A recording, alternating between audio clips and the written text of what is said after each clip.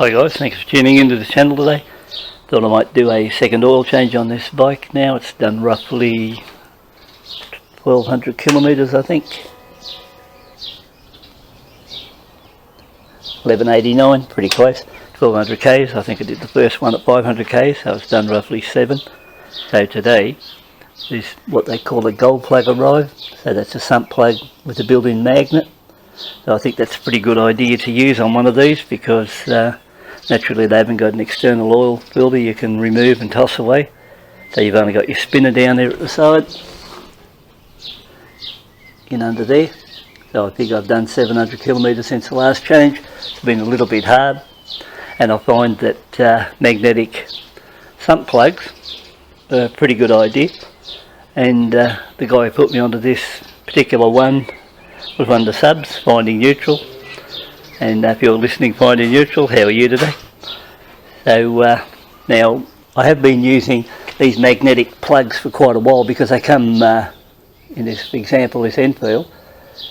They've actually got 2 magnetic plugs underneath them to pick up all the rubbish in those. So on an Enfield, for example, they've still got their external or pull out oil filter in there, but underneath we've got a sump plug magnetic here, another mini one here, we've got another front plug there. So on that particular bike, when you're doing an oil change, there's 4 areas what you pull out just to do the oil change. But in actual fact, I'm going to go a bit further than just put on this gold magnetic plug, and if you stay tuned and watch this oil change, and we'll check what the oil's like on this one because I've given it a bit of a workout over these last 700 kilometres. I'll just show you something else I'm going to add to this to make it more efficient, and it's worked on the Enfield and I'm pretty sure it'll work on this bike too. Hey guys, I'll be replacing my factory plug with a gold plug, and the model number is MP01, and I purchased that on Amazon, and I think it was roughly $20 US, something like that. A close look at both sump plugs. Naturally your magnetics on the right, factory on the left. So if you look at this sump plug here, it's got the magnet on it. See it?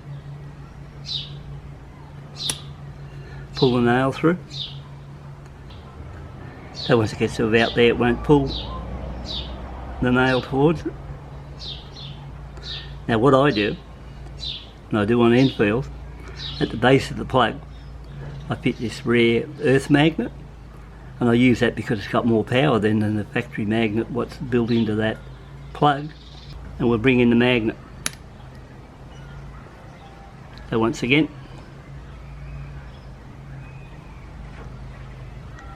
nothing's happening there. So you can see the draw power of just putting one of those earth magnets at the base of your magnetic plug. Again. So we're there like that, nothing's happening. Bring the earth magnet. So once again, to do this oil change, it's a normal thing. Just undo your sump plug, 17mm socket, let it drain out. Just loosen this one up here.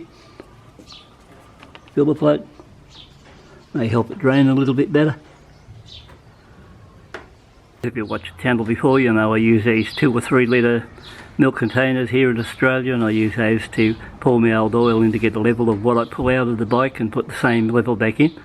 Naturally, some of these old milk containers have got milk residue still left in them, so what I usually do is just give those a wash out, turn them upside down, get the hairdryer in there on warm heat or hot heat, and just dry the inside of the container out that way, so that when I pour the oil in, there's no water in there from left over from the previous cycle. Okay, we'll just empty this.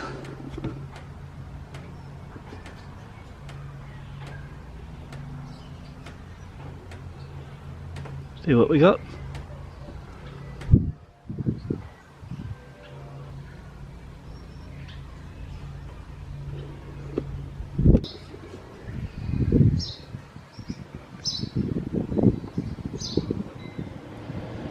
So let's look into the container.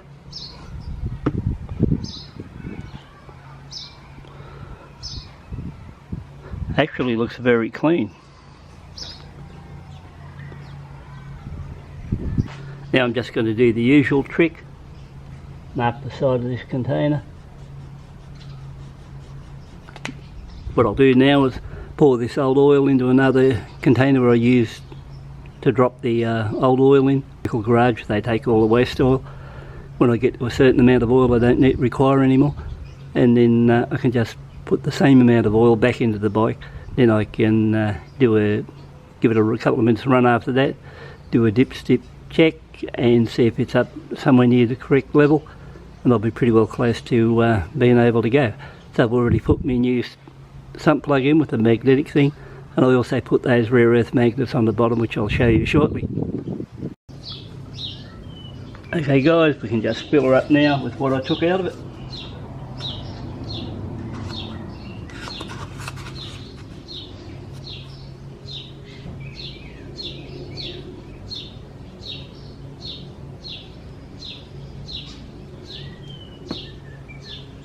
This is genuine Honda oil, 10W30.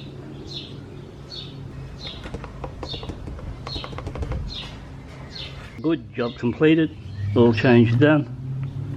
Just give her a bit of a wipe over. I can give it a kick over after that. Run it for a couple of minutes. Then I can check on my dipstick the oil level. Guys, I can give her a start up now.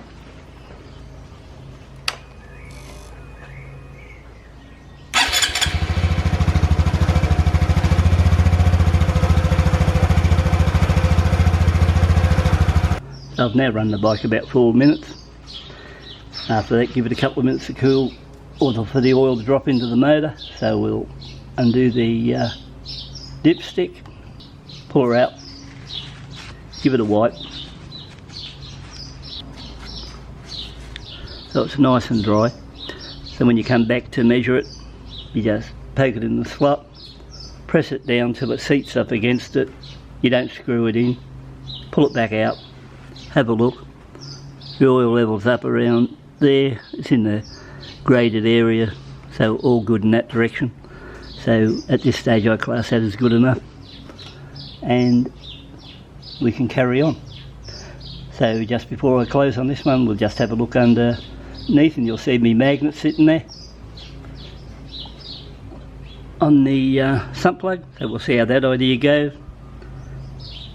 May not go as good as what's on the Enfield, because the Enfield actually picks up a lot of rubbish. This motor, when I dropped the oil, was fairly clean, so it'll be interesting to see what comes in that line. So I was pretty surprised how clean the motor was.